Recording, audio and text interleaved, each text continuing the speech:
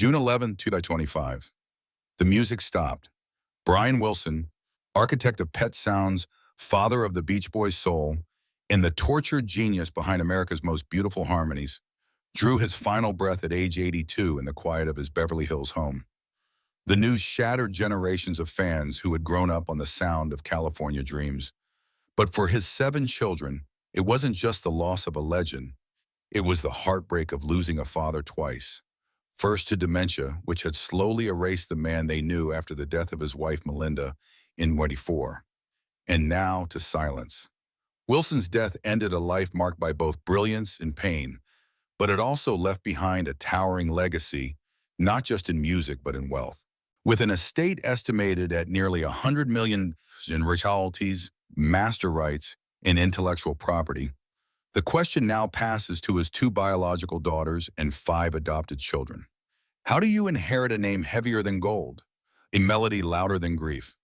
Wrapped in legal trusts designed by Melinda before her passing, the fortune will be split, but the burden of memory of being Brian Wilson's child can't be divided so easily. For some, it may offer closure. For others, it reopens wounds that were never healed. As legal teams prepare the final execution of his will and royalties continue to flow in from decades of timeless music, the story of Brian Wilson's children is just beginning to unfold. Number 1, Carney Wilson, raised by echoes. She was the first voice, the first daughter, the first to inherit the silence between the songs. Born in 1968 at the height of the Beach Boys' fame, Carney Wilson entered a world humming with melodies the world adored. Intentions no one outside her house could hear. Her father, Brian Wilson, was already slipping. Behind every harmony lay his private chaos, panic attacks, drugs, voices only he heard. At 6, Carney watched him disappear into a bedroom for days. At 10, she understood that fame didn't mean family, and music didn't mean warmth.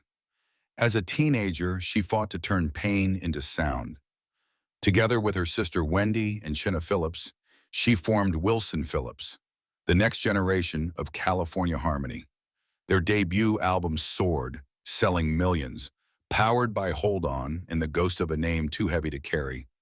But success didn't heal her. Offstage, Carney battled body dysmorphia and food addiction, feeling like she had to sing louder just to be seen beyond Brian's shadow. Fans adored her voice, but the industry whispered, "She's a Wilson," as if that explained everything. In adulthood, she reinvented talk shows, cookbooks, family life. Carney built a brand around resilience, even as her relationship with her father remained distant and complicated. They rarely talked about the past. The wounds were old, the piano always between them. When Brian's health collapsed and dementia took over, Carney returned, not with cameras, but with a quiet playlist on her phone sitting beside a man who no longer remembered the words she used to sing as a child.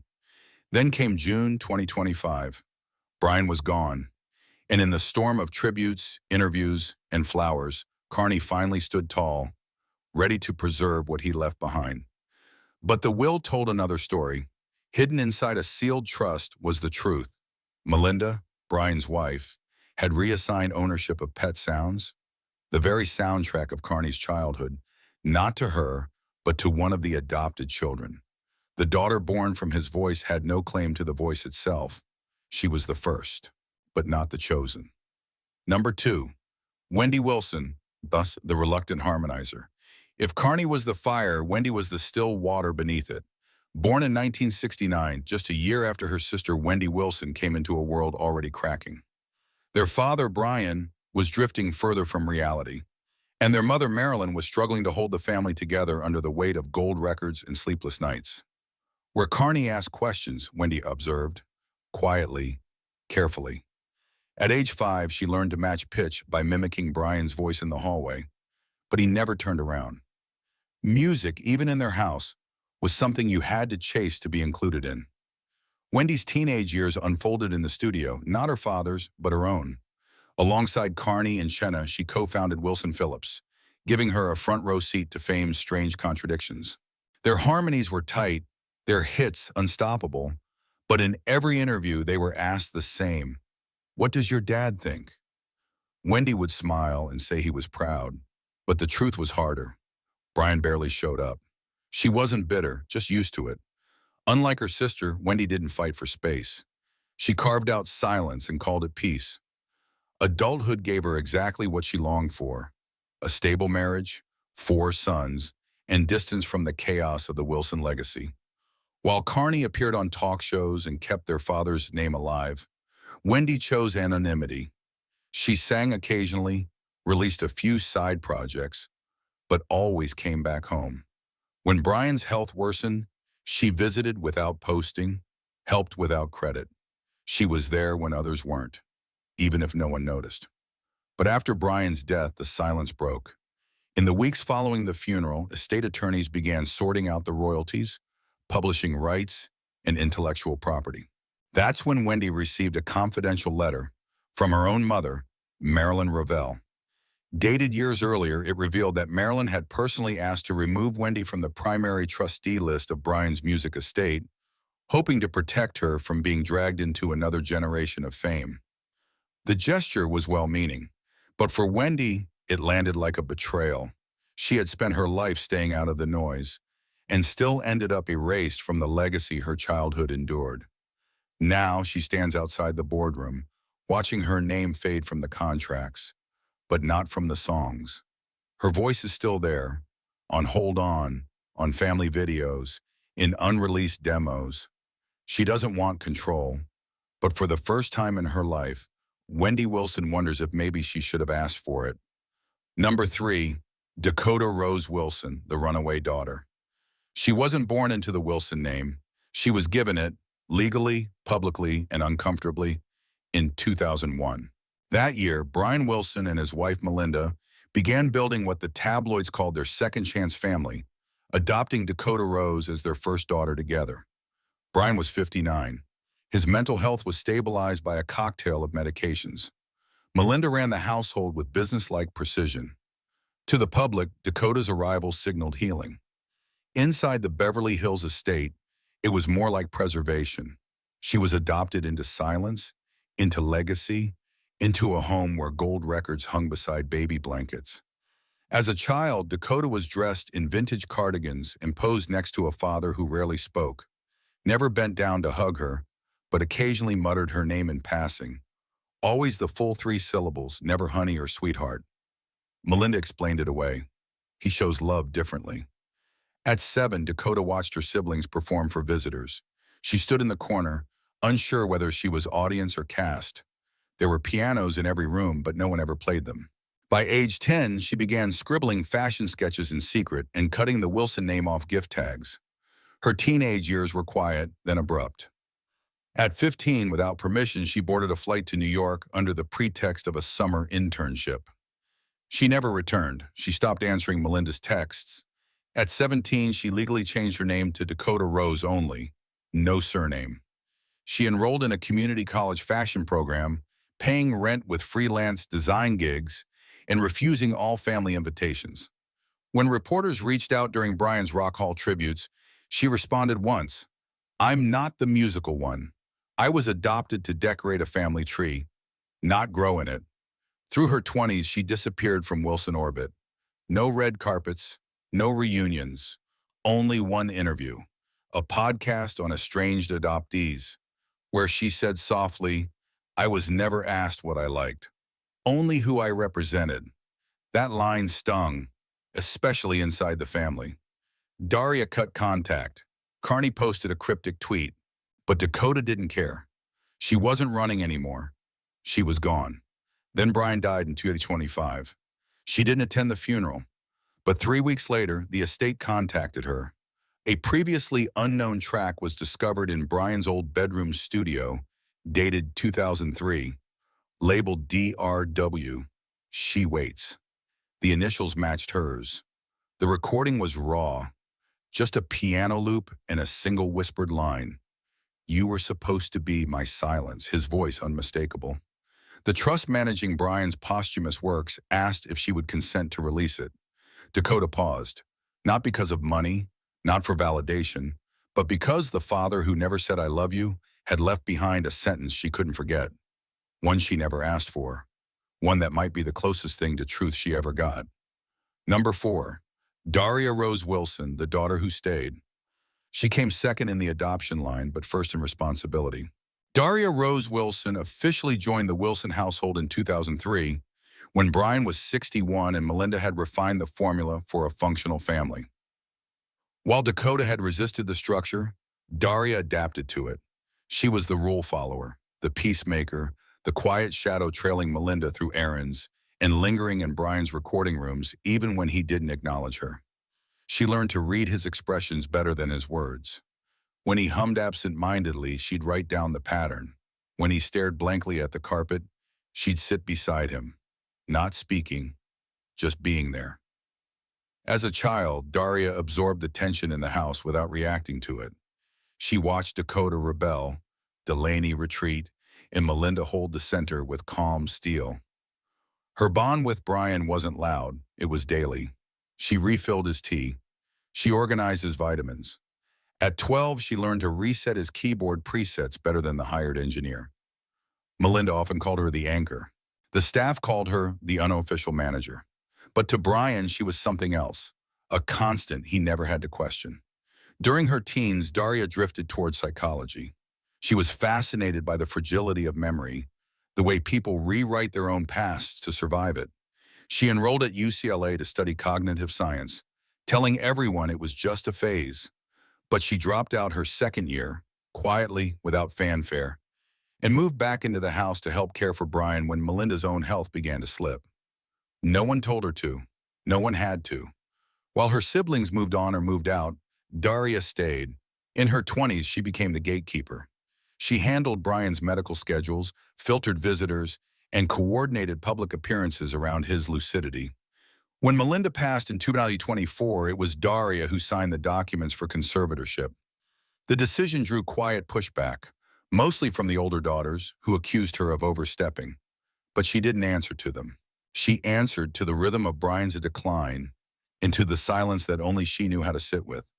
Then came June 2025. Brian was gone. And as the legal dust settled, Daria stepping forward, not as a mourner, but as the only child with access to his final journals, handwritten notes, and unpublished materials. Among them was one worn envelope marked Daria.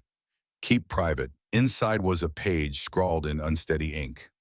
She was my mirror, my quiet, my reason I stayed. She didn't show it to the lawyers. Not at first, but word of it leaked. And that's when the family fracture deepened. Some accused her of fabricating it. Others claimed Brian wasn't mentally sound enough to have written it alone. Her name, once absent from public attention, was suddenly central to the inheritance narrative, especially when the board overseeing Brian's estate revealed that Daria had been named, unofficially, as the curator of the Brian Wilson Archives Project. Now, as the world celebrates Brian's genius, Daria walks a line no one trained her for. Part daughter, part archivist, part accused. She was the one who stayed. But the question hanging over her now is whether she stayed out of love or to ensure she'd never be left out. Number 5. Delaney Rose Wilson, the forgotten melody.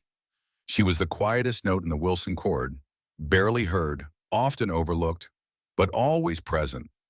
Delaney Rose Wilson became part of the family in 2005, adopted just 2 years after Daria.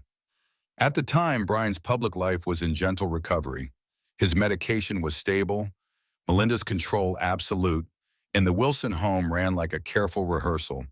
Nothing too loud, too unpredictable, too emotional. Delaney fit right in. She didn't cry much, didn't ask for more than she was given.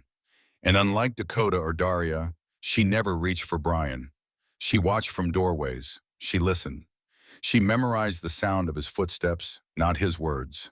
In childhood, she would sit outside his home studio for hours, sketching or tracing the keys of a toy piano. When Brian passed by, he might nod. That was enough. The family called her our little ghost, a nickname she pretended not to hear. Melinda dressed her in neutral colors. She rarely smiled in family photos, but every so often someone would catch her humming, just barely, to a melody no one else had noticed. Her teenage years were marked by withdrawal. Delaney struggled with anxiety and insomnia. Therapists came and went. She took refuge in poetry, filling entire notebooks with fragmented verses that no one read. While Daria assumed responsibility and Dakota ran from it, Delaney floated. She didn't fight for attention, and in return was rarely asked to participate. Family meetings skipped her, public appearances passed her by. When Brian's mental state declined, she didn't move closer. She simply remained, unnoticed in the next room. In her 20s, she lived alone above a bookstore in Pasadena, working nights and rarely answering calls. Her poetry remained unpublished. Even during Melinda's funeral, she stayed in the back pew. But Brian's death in 2025 brought a strange shift. A month after the funeral, one of Delaney's old notebooks was discovered in the attic of the Wilson estate. Inside was a poem titled "Surf's Up" for someone who never swam. A line from it, "I watched the genius sleep and sang the party forgot," caught the attention of an archivist reviewing Brian's late-stage recordings.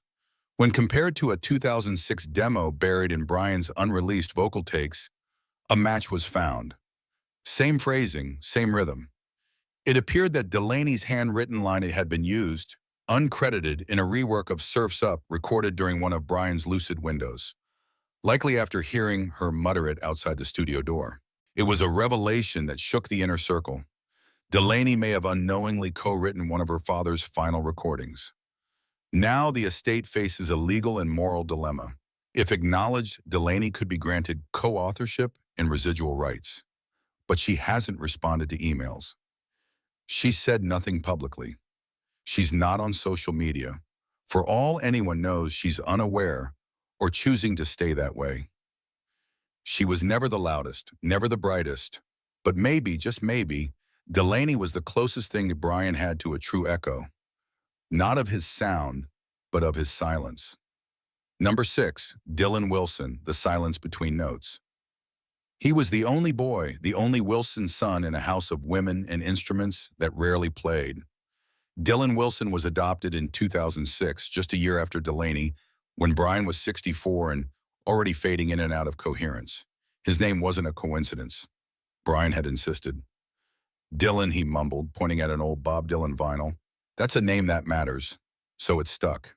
Dylan grew up under the long shadow of two legacies, one biological, one symbolic.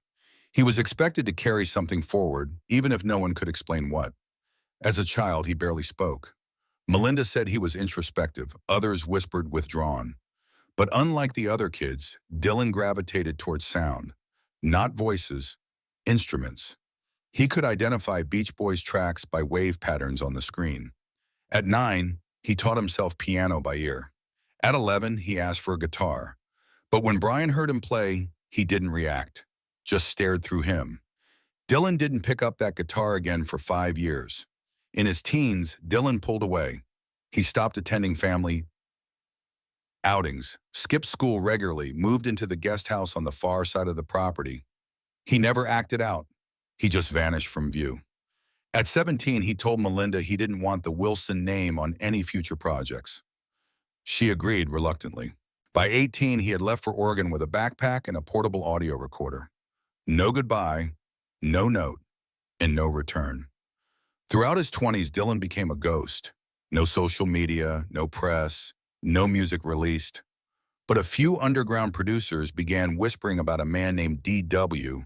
who submitted ambient demos with no metadata, haunting fragmented loops that sounded like Beach Boys fragments, torn apart and stitched back together. When asked, Dylan denied involvement. He wasn't interested in fame, or family, or being found. Then, in the weeks after Brian's death, something surfaced.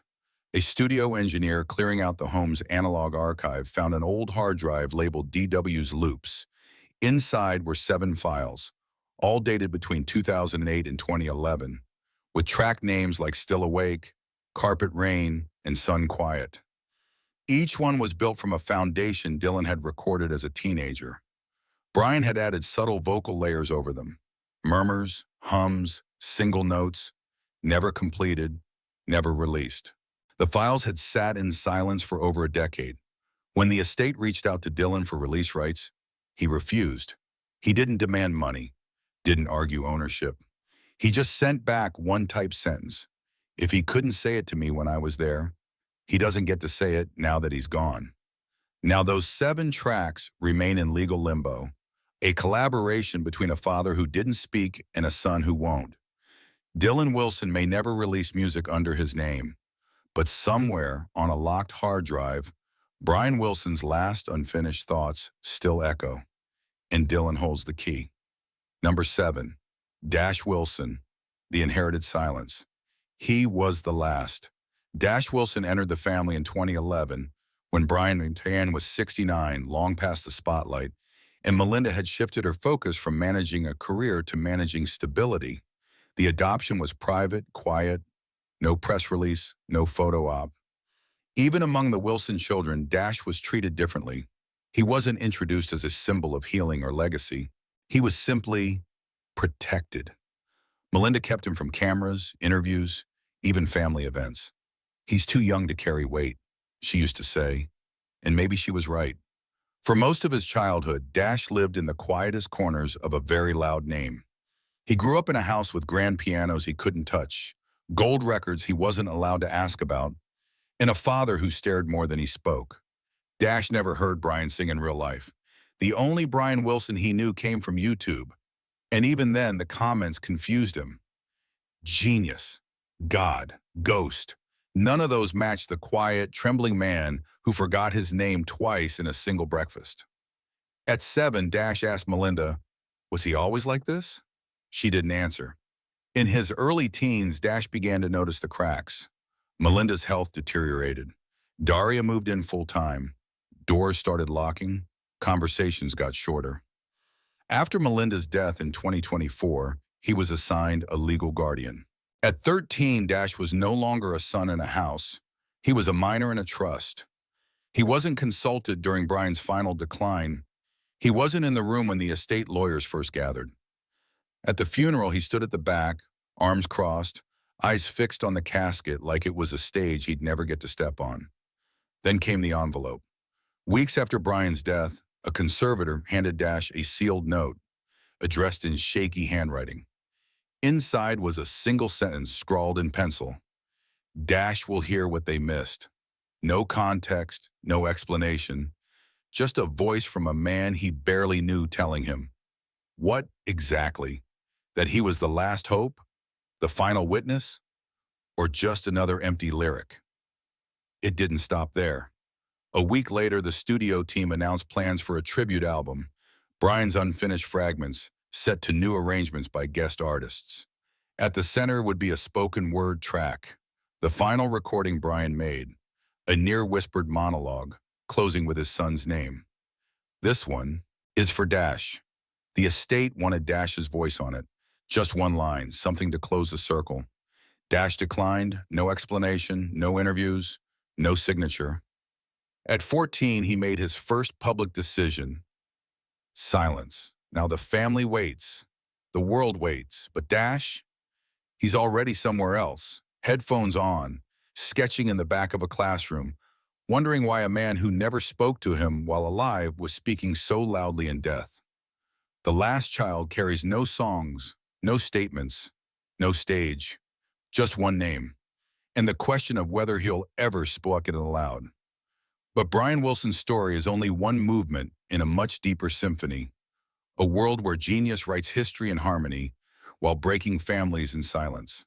Behind the music lies the real composition. 7 children raised not just in fame, but in confusion, grief, and the quiet ache of being known by strangers, but forgotten by the man they called father. In the stories ahead, we'll continue tracing these invisible inheritances, where the spotlight fades but the shadows remain sharp, where family names still haunt the rooms they built. If you don't want to miss what comes next, subscribe to Legacy Uncovered and join us as we reveal more untold lives behind the legends. Thank you for listening.